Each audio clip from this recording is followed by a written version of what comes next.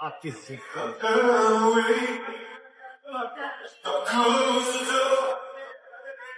Cause you're the only one that I've been hoping for. Come hold me tight.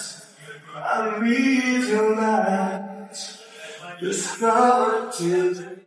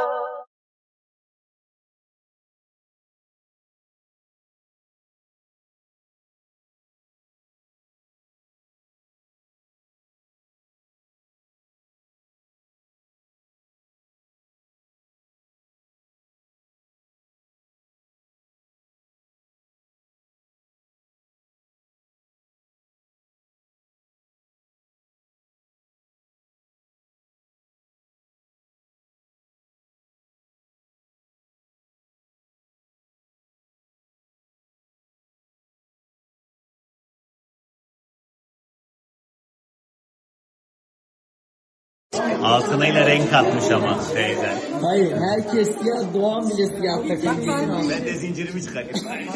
Ben siyah. Teyzem, evet.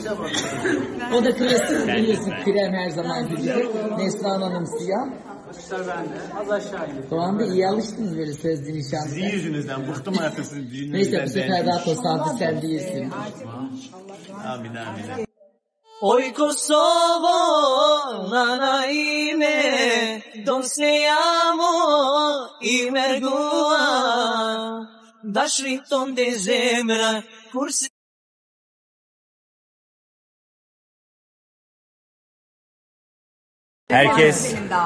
Herkes soruyor ne var Doğancan yine Kadir ne yapıyor bitmedi mi tantanası diye. Kibar abla açıklar mısın niye Bizim toplandık? tantanamız biter mi? Kerem'i evlendireceğiz inşallah. Kerem'in şu an nişanı değil. Sözü var. Sözü için şöyle bir yere geldik. Şöyle bir yerdeyiz arkadaşlar. Nişanı bekleyin. Nişan biraz sonra. Evet. Şimdi orada bir tek sıra halinde dizildiler. Kız isteme olacak. Hep birlikte onları da göstereceğim size.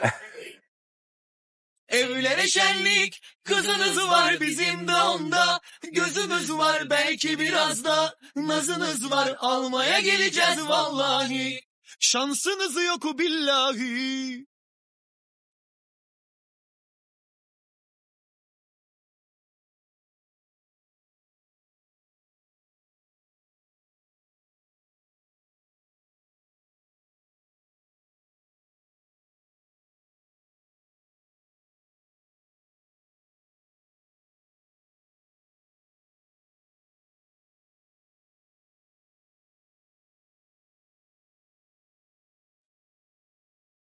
Göründü yolda inan bir anda sardı beni hali hep aynı yerden aynı